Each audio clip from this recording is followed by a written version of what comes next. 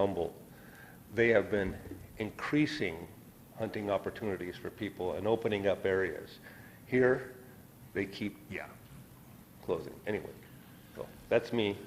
Thank you very much. And it's Humboldt's got an awful lot more acreage of public land and private land. Percentage of public land. We Huh? have a lot of public land available now, but our percentage of public land greatly exceeds theirs, probably as much as any other county in the state. But in Humboldt, they're increasing their hunting abilities because of public access or private access Public access. on the small acreage that they have at the refuge. Well, they have one in the North Bay out of Arcata. They have one on Elk River. They've got the Ocean Ranch that they opened up. That used to be a private one. Yeah. And then, of course, there's the refuge that was a private club at one time, and that is also a public land. Yeah. So they have opened quite a bit of public land over the last 4 years, whereas we have contracted ours. Yeah, I mean, it's, Oh, a lot. I almost said something else. But I don't know, how much of that, I mean, basically, the Ocean Ranch is the River Valley.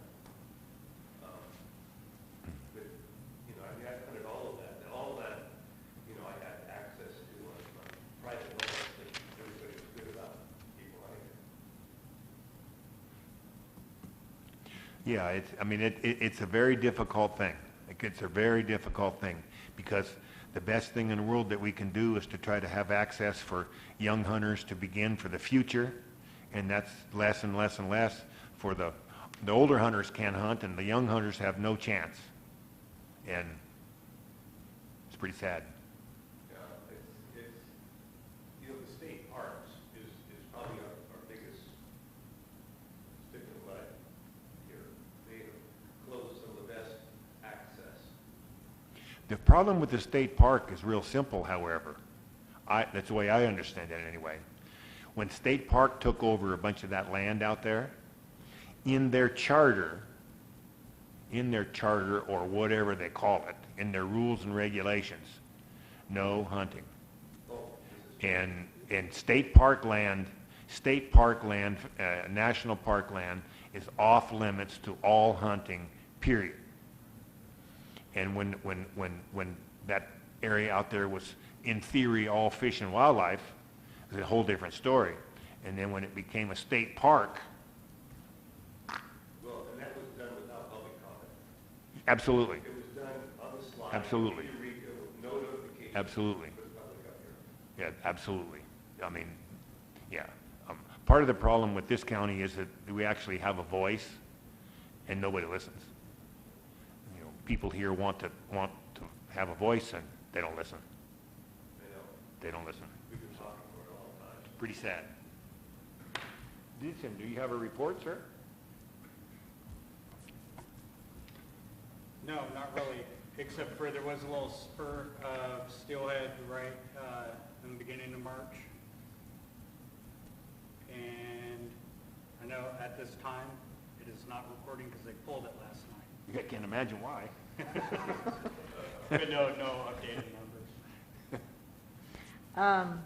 Jen did contact and ask the commission if you guys would like, whoever does the numbers, Jesse, sorry, to come and report next month. The numbers won't be complete if he does it next month. If he does it in May, you'd have a complete report. So would you like him to come in May, or? It's probably, well, I don't know what the rest of the counselors think, but May's probably the time when it's Okay, final. okay. That would I'll probably be set it up better. for May. Yeah, that would probably be better. Everybody think that's okay? Yeah. 28.1 at the moment, there's a reason why they pulled it out.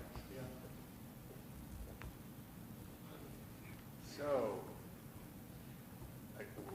we're talking about all Chinook listing, and there's a little bit of a question. I'm pretty sure, I don't think the commission ever actually, with Mike, formulated a letter to send in on that because there was a time frame on that, but I never got any info that actually happened. Yeah, Mike has not sent a letter. Pardon me? Mike has not sent a letter. Oh. Oh, cool. so I understand we have someone on Zoom online with a question. Yeah, hi, this is Jeff Reed. I'm sorry I'm a little late to the discussion. Would you all mind backing up just a minute to the Sean Freeze potential to come to the advisory commission meeting in May? Sure, yes. Thank you for that. I'm out of town and doing my best with this Zoom craziness. If I'm curious if the commissioners think having him come to the advisory commission meeting where most likely a discussion with the Del Norte waterfowlers will not take place, perhaps then he shouldn't come to the Fish and Game Advisory Commission, and he should meet separately with the Del Norte waterfowlers so we can actually have a discussion with him that might have a meaningful outcome. And I just wanted to throw that out there, recognizing it's still 2 months away, but one of the commissioners mentioned the public speaking time limits and that kind of a thing. I was at the Wildlife Conservation Board meeting last month where after my comment, Sean stood up and told the Conservation Board members that he and the department would sit down in good faith with the Del Norte waterfowlers and have a discussion regarding potential hunting closures. And my concern is real simple in that the advisory commission meeting may not be the place for that to happen. Just my thoughts, and I'm certainly welcome to hear what y'all think.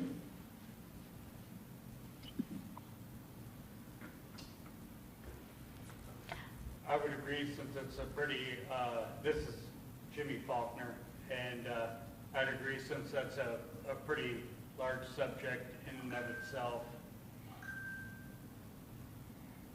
Yeah, if he could meet with Del Norte waterfowlers separately would probably be better because there'd be more time. That's just my take.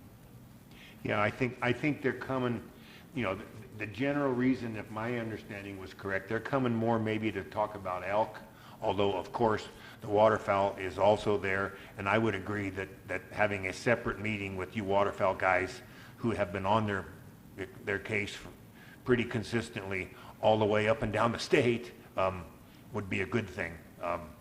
We might have a little bit of a discussion here, but they should not consider that to be their promise of having a meeting with the waterfowlers directly. That should not be part of this meeting. Is there a chance we can get them to meet with us prior to this meeting, have a separate meeting? You can contact Sean. Yeah, that's what we'll do. Yeah. I think if you guys contact them, Yeah. because see, there's no way that unless you meet with Jeff and Sean on the same day, you'll never have Jeff here on the same day. Yeah. And so they've promised to come here for the 5:30 meeting. Oh, Jeff is coming home? Yes, Yep. so Yep. that would be on Yep. May 8th. On May 8th, So- on May 8th, they're coming here specifically to meet with us. Now, if you guys contact them, maybe you can talk them into having a 4 o'clock meeting or however long you think it's going to take, maybe it's a 3 o'clock meeting or whatever time frame that is, and if they would agree to come earlier to be able to meet with you guys in advance, and then there can be a little bit of a report on what you had and so forth at that meeting. But that's the time to schedule the meeting if you can, directly with the waterfowlers, just prior to ours. So they don't have to do a double meeting. Yep. Because if you got Jeff here, the only time he would come again is if there's a elk stakeholders meeting, which there is sometime in May, supposedly, late May. He would be here for that, but that would be the time to do it. Okay. Did you hear that, Jeff? Okay, this is Jeff Reed again. I appreciate that, and that was exactly what I was thinking. And our group will contact Mr. Freeze and Mr. Stoddard and express our concern that a advisory commission public meeting is not the place to have a discussion regarding the waterfowl hunting closures. Unfortunately, the last time I talked with Mr. Freeze, he refused to meet with me or us in person and said he would only talk to us at a public meeting. And that didn't sit well with me, but I do have his announcement that he will meet with us in front of the Wildlife Conservation Board. So we will stress that to him. And if he won't come down here and meet with, or come up here and meet with us, then we'll go to Eureka and interrupt his day and have a meeting down in his office at his inconvenience. So thank you. I just wanted to bring that up, and perhaps the advisory commission might send a note to Mr. Freeze saying that y'all do not think that a advisory commission public meeting is a place to have a discussion with a consumptive user group regarding one portion of the Lake Earl Wildlife Area Management. Thank you for your time.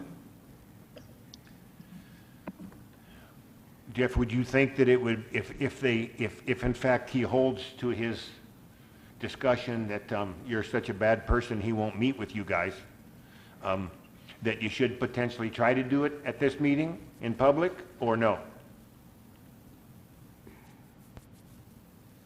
He might be gone. Yeah. I'm sorry, I was on mute. Oh, sorry. If Do he you think seriously- if he refuses to have a meeting with you and the waterfowlers privately, you think it makes sense to try to do it publicly in this meeting? I'm torn because I don't want to give them an out. And on the Wildlife Conservation Board meeting, the director of the California Fish and Wildlife Department listened in. He read the letters that I sent, that we sent regarding this whole thing. So to say that his supervisors way up to the top of the chain where he works don't know about this, is they certainly do know about it. And if he refuses to meet with our group, then the next phone call we're going to make is to the director, because we're fed up with the garbage that comes out of them, and they don't give us the courtesy to sit down and talk to us. So that doesn't really answer your question, but I appreciate, y'all doing what you can do, but you don't want to spend 3 hours listening to me at a meeting with Sean Freeze and Jeff Stoddard and our fellow members about, what the issues really are, because y'all really know what they are. I'm convinced of that. So I don't know if that answers your question, but that's the best I can do tonight. Yeah, no, that's fine. I have no problem with that. I don't know what the other commissioners think, but if it comes to the point where you want to try to have some time here, I don't have a problem with it. It's just up to you guys, of course. And it is a public meeting. And this is a public meeting, and you're obviously public, and you're available to come and want to come at any time. Not a problem. Not a problem. 5 minutes for public comment.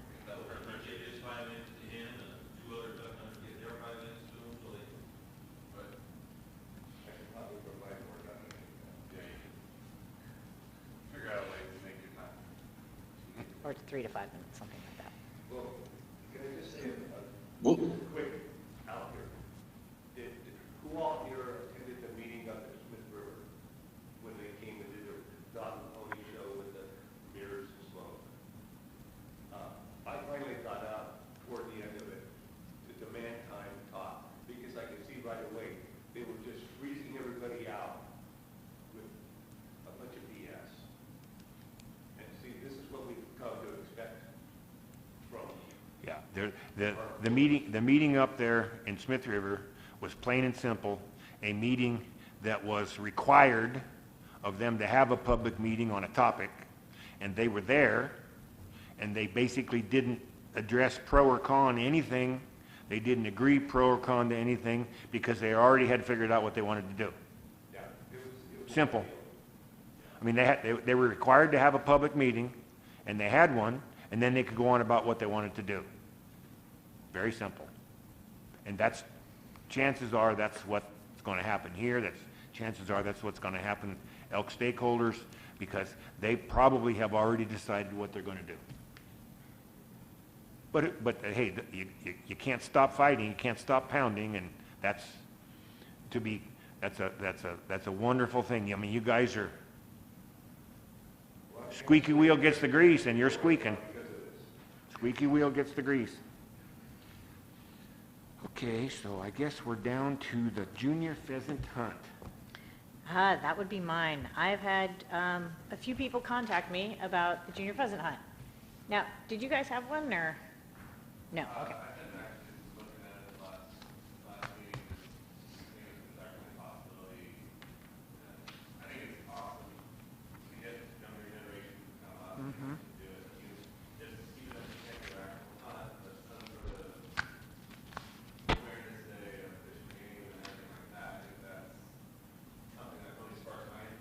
Yeah, so we can actually do it. Supposedly, I talked to Frank Kemp. He's the one who's supposed to be having these junior pheasant hunts up here. And he said the last one occurred in either 2018 or 2019. He wasn't quite sure. He said he didn't continue them because he was only having 10 youth show up per hunt. They had 2 hunts per day, and that wasn't enough youth to continue the program. So, you know, I asked him a bunch of questions. I have sent him another email requesting that he give me the numbers for how many youth eligible for the actual junior pheasant hunt were actually had a hunting license in 2018, 2019, and then continuing on for the last 3 years. Just because our numbers are way lower than anywhere else in the state of California. And so maybe 10, 20 youth, hey, maybe that's all we had. So, and anything for our youth in this community is huge. So he said we could not, there's not a possibility of doing it in 2023, but if we are able to basically push him enough, I think, and get enough voices that, basically annoying him enough, that we could probably get one for 2024 started up again. So, and Justin, I can send you his information. I will totally send you his information because, yeah, he's the one you definitely want to talk to. Yeah, and I will send you any information I get from him. But my whole thing is, okay, again, you've got 10 showing up, but how many were actually able to do it? What's your percentage? And what, again, we don't have a lot of people in our county. Me too. And the other thing, I asked him how he advertised it. He said in the last year he advertised it through the newspaper, which is not very helpful. He advertised it through Farm Bureau, which Rob said he did not. He said he advertised it through the Grange, which I don't have Helen here, so I can't ask her that. I can ask her that later. But, I mean, there's way better ways of getting out there. If he had told 4-H, I would have made sure it went to all our families so they knew. It's all word of mouth, getting it out there, putting flyers out. The fair could have posted it. It's all a possibility. Mm-hmm. Oh, yeah. We Send out a flyer to the schools. So. Mm-hmm. Yep. Yep. Something tells me we have a group in the county today. Yeah. Cool, I can send you the information too, and I definitely want to make sure this program gets back up and running Yeah. in 2024. Some,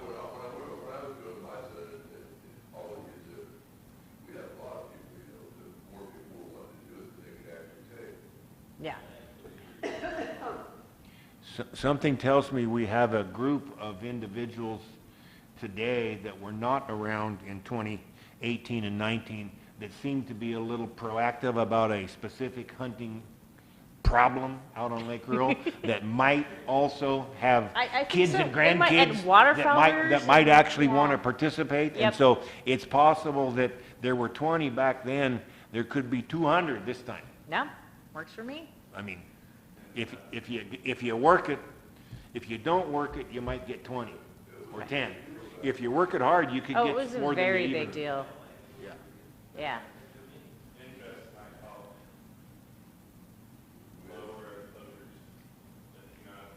Sure. generations are, really involved in this, they're like, okay, we need more available land. That might Or if you send kids to the State Fish and Game Commission about the Lake Earl issue and the junior wild hunting, that always pulls at people's heartstrings. I think the youth pheasant hunt is a big deal. It's It's a a big great deal. thing, and I think it needs to be back in our county. Yeah, So yeah, I'll send you guys that information, and we'll definitely get it going. yeah. interested in utilizing the fishing game area like in previous years. I have no idea. I didn't ask him that question.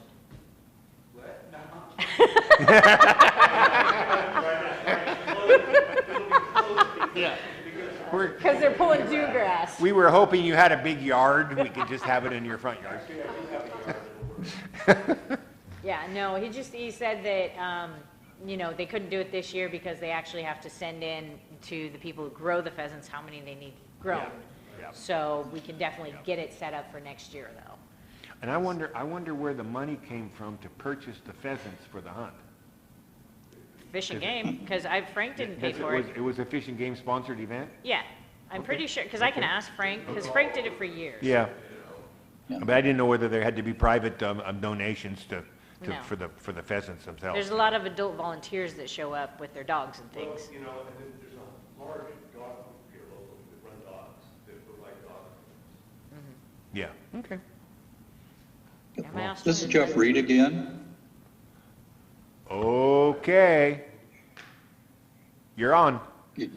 Thank you. The Del Norte Waterfowlers would be very happy to support the youth pheasant hunt. In the 90s, when my kids were in school, we turned people away. Between the 2000s and the 2010, some others ran the junior pheasant hunt and turned people away for 2 days of that weekend. And I have to believe that there is, yes, a new generation of kids that would benefit greatly from this event. My understanding of what happened in the late 20-teens was that the entire event went from being volunteer run to being run by Fish and Wildlife. And I think that was part of the reason it faded away, because several folks were dissatisfied with how the state ran it, versus how local volunteers ran it. And that may be neither here nor there, and there was a time where the county actually spent funds on the pheasants, and Ducks Unlimited and a few other groups contributed money to those events.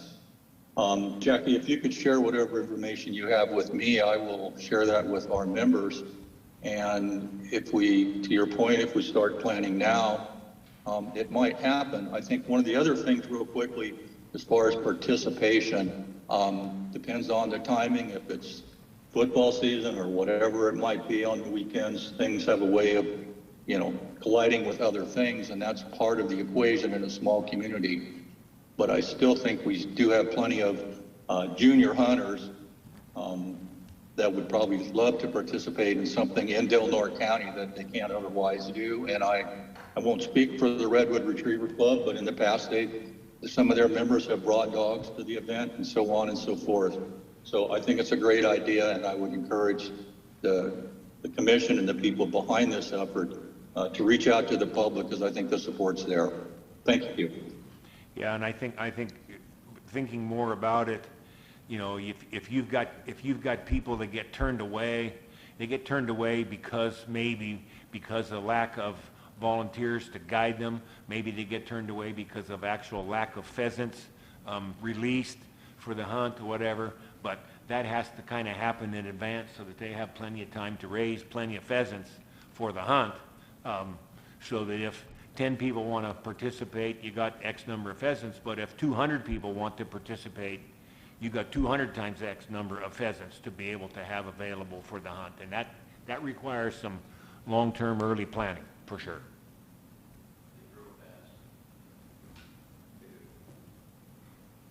So, okay, we'll keep after that, and so the pheasant hunt could return in It will 2020, return. in 2024.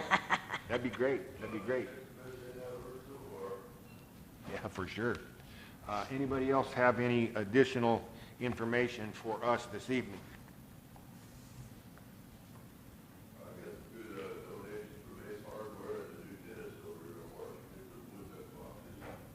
Cool.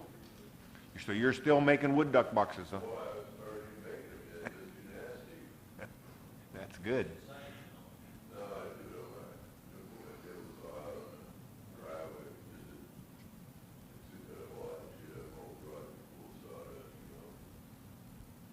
Have you seen the nesting tubes? For ducks? It's usually like 1-inch hardware block. You just roll it up, you fill it, and you roll it again. You mount it on a pole.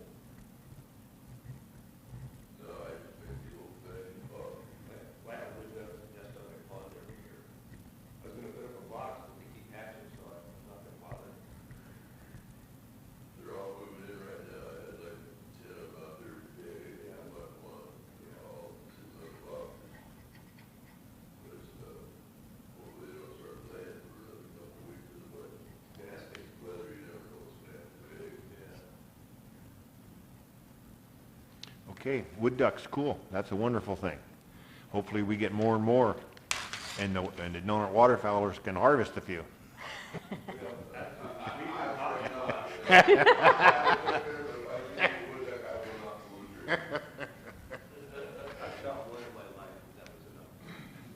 Anybody else have anything? Do I hear a motion to adjourn?